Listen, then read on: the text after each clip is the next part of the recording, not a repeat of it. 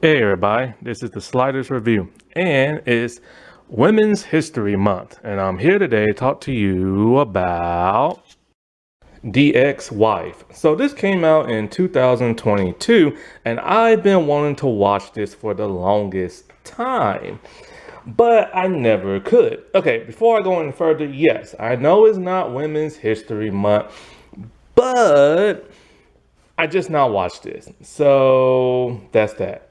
And plus, what does it matter? Like, if it's Women's History Month or not, it's women 24/7, so whatever. But anyway, for the longest time, I've been wanting to watch this, but I never could.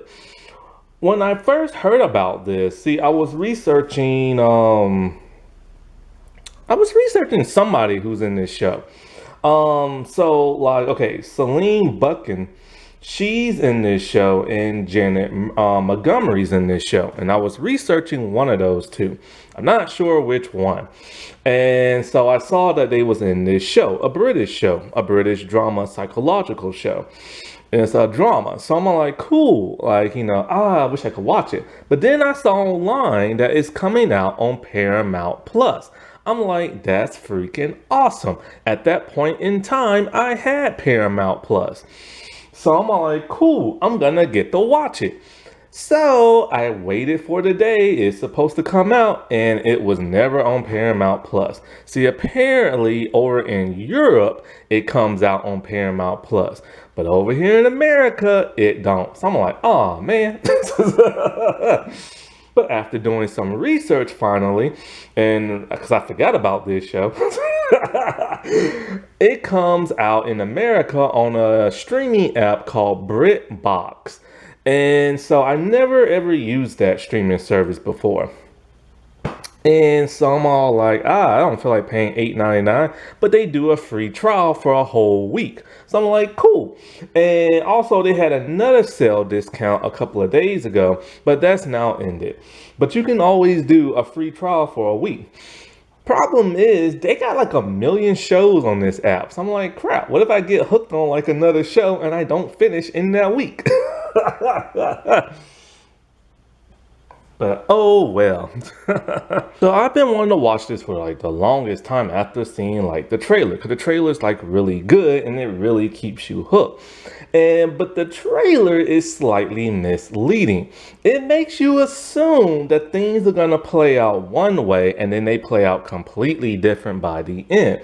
And when you're watching this show, it's like, okay, the trailer's living up to what's like happening and stuff like that. But then you get to that last episode, and it's like the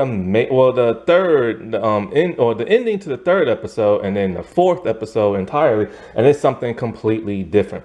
It's a major twist that I kind of saw coming, but not really. And then after you see this twist coming, then you're like, okay, I bet this is going to happen at the end. And oh, look, it does happen at the end. Now, this is based on a novel of the same name by that of Jess Ryder and everything. And I really enjoyed this show. It is like really good. It's captivating. It does keep you hooked. You are worried for that little baby. You are worried for Natasha and everything. But my problem with this like show and everything is everything in the fourth episode. See, it's only 4 episodes. It's a mini series and everything. And so, like, with 4 episodes, an hour each, that fourth episode just kind of like, ugh, you know what I'm saying? This is when sometimes the source material needs to be changed and everything. Because of the trailer, and when you watch the show in the first 3 episodes, you think things are going one way, and then you hit with this huge, unbelievable twist. And then sometimes some twists aren't always satisfying. And for me, the twist just wasn't satisfying. And everything that happened in the 4th episode was just kind of like, oh, really? Like, come on, man, don't do this to me. Because in the first 3 episodes, it reminded me so much of like a 90s TV movie or like a Lifetime movie, like the really good ones when they used to be really good and stuff, before they went all like holiday movies and stuff like that. those really good, like twisted drama, psychological thriller type things, like one of those, you know. Now, I read online that there's another part to the ending of the book that never made it into the show. It's probably for the best. And I saw somebody online complain about the book ending because they just didn't understand it. I personally don't understand it either. I don't understand people like that. But hey, whatever. And so this show, it stars that of Janet Montgomery, who plays Jen. And I'm a huge fan of hers from the show Salem, which I talked about back in February, and I'll talk about again in October. And yeah, man, she reminds me of Eva Green when she acts, or like in that show Salem and stuff like that. And a little bit of Helen Brohan Carter and stuff. And I remember after that show, she did like this American show that lasted for a couple of years. And then she did this one. Maybe it was her I was looking up. I'm not really sure. Then there is Celine Buckin, who I remember from two other shows. And I'm a fan of hers too. She was in, what was that show? Free Reign, where she played like an antagonist, then a frenemy type person. And so, because the show doesn't really revolve around her and she was like the bad girl, I really didn't pay that much attention to her. Then she was in season 2 of Warrior as like a recurring role and everything, where she was like, um, kind of like, the innocent girl who falls for the bad boy and then turns bad herself. And so because she was recurring and there was a bigger story going on, I really didn't pay much attention to her, even though I did know who she was. But my God, in this show, she really, really sold it. Like, she proves that she's a heavy hitter in like the acting business, even though she doesn't have that many credits under her belt. Like, she really gave a performance, man. Like, she went through all these different ranges of emotions and stuff, and she did a really phenomenal job. Her hairstyle, I'm not really sure if I like it or not. Like, this short little bob, it's cute on her. She looks so much like this girl I knew in college. Like, me and her was friends for like the longest time, and it's like she just reminds me of her. But like, yeah, she really gave an amazing performance and stuff. And her performance was probably like the best out of everybody in there, because she had to carry basically this whole show like on her back and everything, while everybody else, yes, was like the guys were more like supporting and everything, and even Janet was a bit of a supporting and stuff, because the main focus is actually on the current wife than it is on the ex. Claire Foster, she plays the sister to that of Jack. And she only has like a recurring small role, and I kept looking at her. I'm like, you look so familiar, but I didn't know why. I saw her in Gallivant, but I don't remember her in Gallivant, but she was in it. And then there are the two guys who I've never seen in any project before.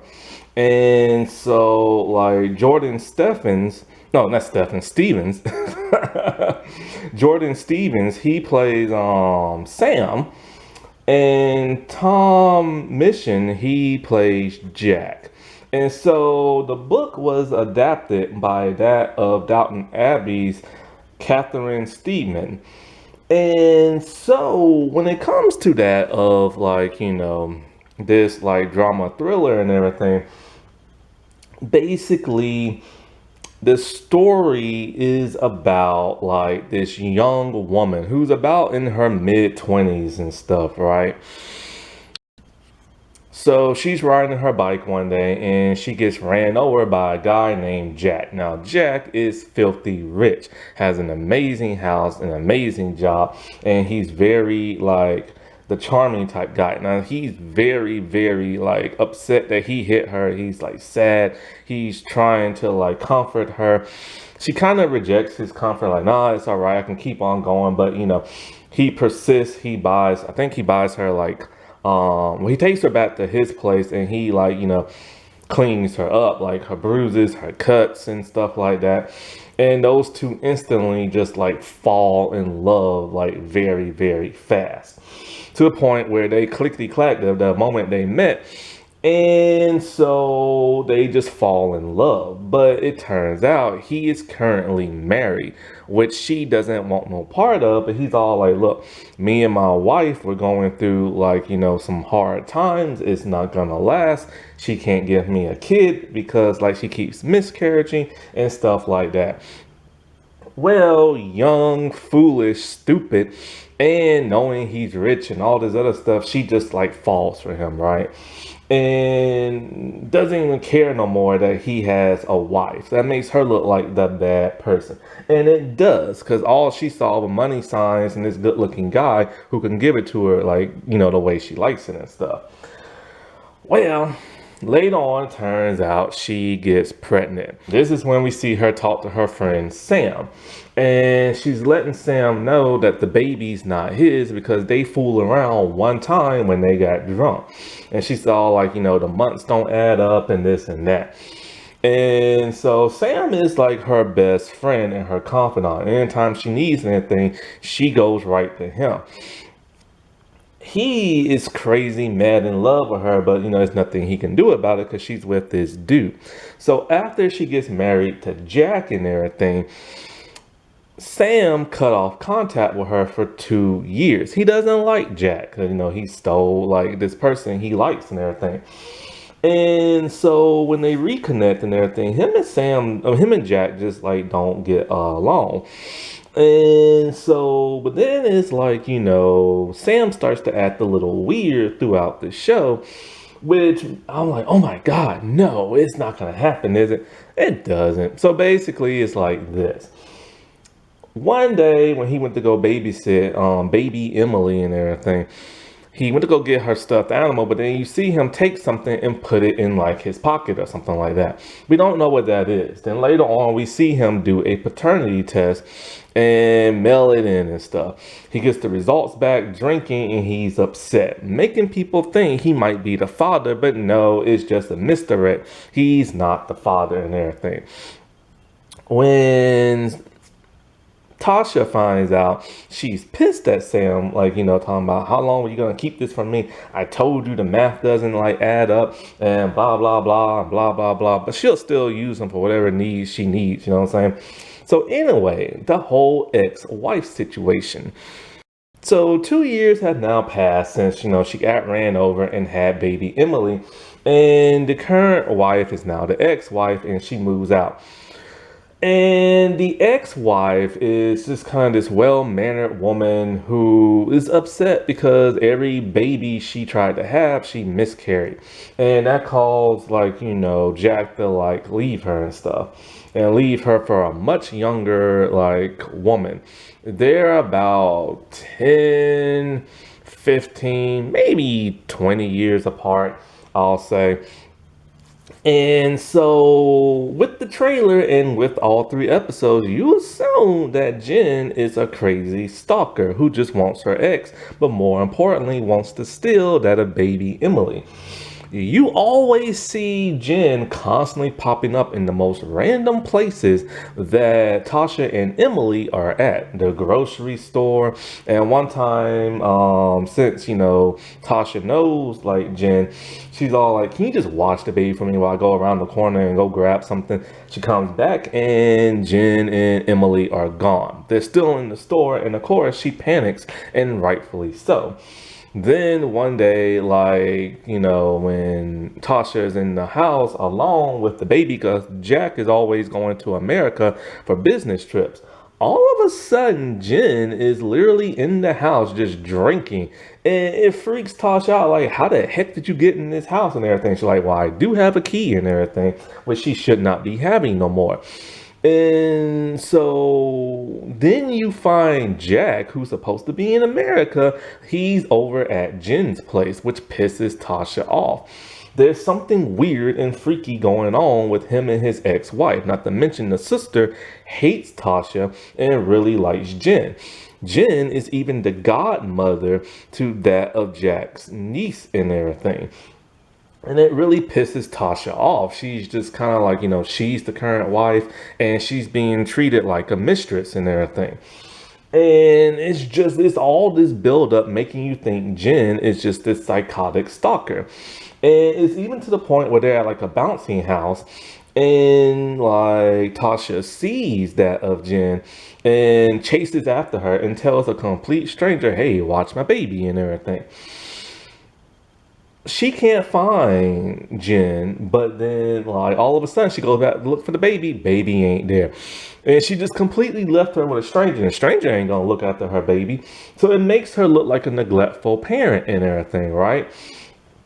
So because of this, Tasha and Jack are having some huge problems to the point where she's all like, you know what, I'm just going to take the baby from you and I'm going to go like stay at some other place while we work on our marriage and stuff like that. He doesn't like it and takes her suitcase and throws it through like a window and everything, showing that this dude has a mean streak to him. And he always tried to get her to come back and it's, no, no, no, I love you, come back, baby, blah, blah, and then sleeps with her to like trick her into staying. Almost in a grooming kind of way. And you gotta remember, he's about 20 years or 30 older than her and stuff. Well, one day, for whatever reason, like Tasha goes over to Jen's place. Now those two don't like each other. And, you know, for obvious reasons. Bring in baby Emily with her. She's all like, oh, I haven't fed the baby yet. She's like, oh, just go in the cupboard and go get some food. She goes into the cupboard. There's baby food in Jen's cupboard. Why? And not only is it baby food, but it's the kind that the baby eats. So Tasha is really freaked out by this and is all like, what is this food doing? It's like, oh, you know, Jack was over here and he left it over here and blah, blah. She's all like, well, when did this happen and everything? So with all this tension, like, you know, building up, then comes the big, huge thing that really made me think, oh, wow, this is like a 90s TV movie. Tasha goes to get her baby from like, one of those places called that watches your baby, your kids, daycare center. But baby Emily is not there. They all like, a woman came to get her. They're all like, who? The baby's mother. And she's like, no, I'm the baby's mother. And so they showed a picture of the woman who, like, you know, came to get the baby, and the information on the back of who gave permission. It's Jen, and Jack gave permission. Tasha is freaked out and she's trying to contact Jen. Jen is not answering and she goes back to her home. Now, while all this is going on, let me bring up the whole Sam thing. Sam, for whatever reason, followed Jack one day and got caught. And so when Tasha was having a disagreement about all that, talking about why you, like, you know, following my husband and this and that and blah, blah, blah, blah. Because even Jen somehow knows who Sam is. And she's all like, how do you know who Sam is, right? And she's all like, you know, oh, I guess Jack must have brought it up because, you know, those two don't like each other. Anyways, so because of this, the way Natasha was talking, she's all like, Sam's going to think we're having an affair. And guess who overhears that? Jen. So now all of a sudden, Jack is acting weird. He's acting so weird that the biggest shocker came to me. When Tasha went back to her home, she can't get in there. It's dark and she's trying the combination and it's not working. She has a key to get into the garage, but now all the locks are changed within the house and the combination is changed as well. She has no idea what the heck is going on. So she breaks open like a window to get inside. And the house is completely dark. It's not empty because there's still stuff there, but it's like she can't find Jack or Emily anywhere. He has taken Emily from her. And the cops show up and they're all like, you know, the man named Jack said he's not going to press charges on you, but you need to leave because this is no longer like, you know, you don't live here. And she's like, look, I live here. This is my house. I am married. And they're like, okay, show us your driver's license. Now, they do keep bringing this up over and over in, like, you know, the show. She doesn't have a driver's license. She always has to ask somebody for a ride, which is weird because in the first couple of seconds of the show, they set you up with this big climactic thing where she's driving to build like suspense for the rest of the show. She's all like, look, I ain't got no driver's license, but I can got some documentation and stuff like that that proves I live here. Those documents are now gone. So she is kicked out of her own house and has to go live with Sam. So then she has no idea what her baby is, and she goes to the sister's place, and the sister wants nothing to do with her. Then, so she knows there's only one person she can talk to, Jen. So at some point in time, before all this happens, she goes to Jack's job, acting like frantic and everything, right? Turns out he doesn't work there no more. He quit like a while ago. So all these secret trips he's been going on, he has not really been going to. This is really building up to something huge. I'm like, oh my God, like what could it be? You know what I'm saying? Like, why is he acting this way? So then at some point she talks to Jen, going to her place, acting like crazy and stuff. Jen says she'll try her best to find out, but then they have a heart-to-heart being all like, look, you know, I don't hate you, but you hurt me and everything. We're never going to be friends, but you stole my husband and blah, blah, blah, stuff like that. She agrees what happened was wrong and wishes she can go back. So Jen finds out where, what's his name, staying at. It's their second house. Tasha has no idea that the dude even had a second house that he never told her. But Jen knew about it because that's where they was going to live with their kids and stuff. So when they go there, Jen's all like, let me go inside, let me talk to him because you can't take the baby because you can go to jail and everything. So after a couple of minutes pass, you know, Tasha's getting fed up. She lurks around the place and finds baby Emily's stuffed animal. Then comes Jack and he puts her in a chokehold and everything. And he hits her head on something. When she wakes up, she's locked in one of the rooms bleeding. And then comes the biggest twist of them all. Jack is like, I don't love you. I never loved you. And like, I want you to sign over the rights to baby Emily. You can have visitation rights on holidays and birthdays only, and I will pay for you to live someplace and blah, blah, blah, blah, blah. And I'm like, holy crap, this dude is like a villain. So Tasha, not going down without a fight, she picks up a giant wrench. And she tricks him to be all like, oh, you're fine, but I have to get half of your earnings and everything. That's what happens when you divorce and everything. You get alimony and everything. He ain't too happy about that, but he agrees. So, of course, when he opens the door, here comes a wackadoo with the wrench and everything to his head. They run outside, they struggle. He chokes the daylights out of her and stuff. Like, he is literally trying to kill her and stuff. But she was able to pick up a giant rock and bop him in the head, and he fell 6 feet into an empty pool with like no water and stuff. She assumed that, okay, he's dead. After this, Jen is now gone with the baby and everything. So I'm like, oh my God, what's going to happen in the 4th episode? Well, this is when I say I don't like the 4th episode. So basically, it's like this.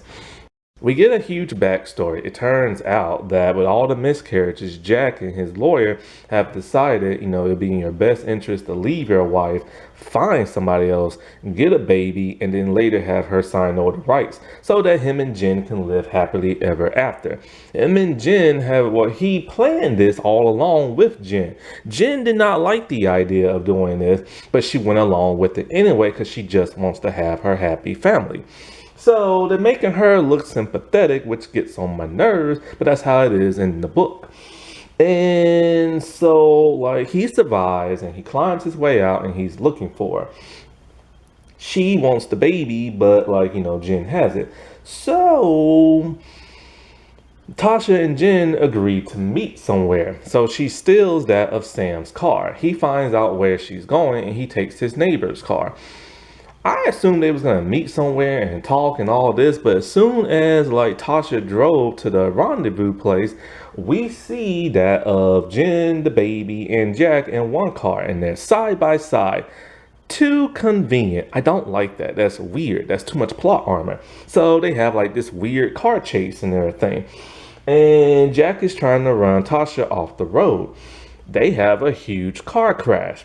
Things get a bit confusing as to what happened after that, and they try to make you believe somebody is dead. Somebody is dead. And it turns out that Jack is in the hospital in a coma, and they go to a funeral, and it's baby's Emily's funeral. And I'm thinking to myself, nah, this can't be real because Tasha isn't upset and she's not crying. I'm all like, something weird is going on. I bet they got the baby out in time because Sam drove trying to look for her and he was only a few minutes away. Well, it turns out in a big ruse and everything, as flames were engulfing the car and all this other stuff, and well, actually before it engulfed the car, the huge crash and everything, Tasha ran and got the baby, put her in like a bag and gave it to Sam and just like drive as far away as you can. Then she went back to the crash site and pretended like, oh, the baby died in the fire and stuff like that. All these people who were around the crash site could have saw Tasha go in the car, get the baby, but nobody saw nothing. It's too convenient and it's too plot armory and everything. So then a couple of years later, Jen gets like a postcard and everything from Budapest. Now, Budapest was where they filmed this show. And so Jen goes there, and guess who's there? Baby Emily's there, Natasha's there, and Sam is there, living off of Jack's money. And Tasha's all like, I couldn't tell you the truth because I had to know if I could trust you or not. And I know how much you like Emily and blah, blah, blah. And so you get to see her and you have to keep this a secret and blah, blah, blah in case Jack wakes up and or the sister finds out and blah, blah, blah. And I'm just like, this is the weirdest ending I've ever seen. First of all, she is the biological mother. And there's so much proof that she's the biological mother that even if Jack wanted to take the baby, he can't. Not to mention that the cops literally told Jen that Tasha has bruises around her neck that did not come from the crash. She could easily have full custody of the baby and it would not matter. This is the weirdest ending I've ever seen and everything. And it's like, because Jack's whole reason why he turned evil is all like, you can't take my baby away from me, blah, blah, blah, blah. Anyway, at the very last scene, we see Jack wiggle his fingers while he's in a coma.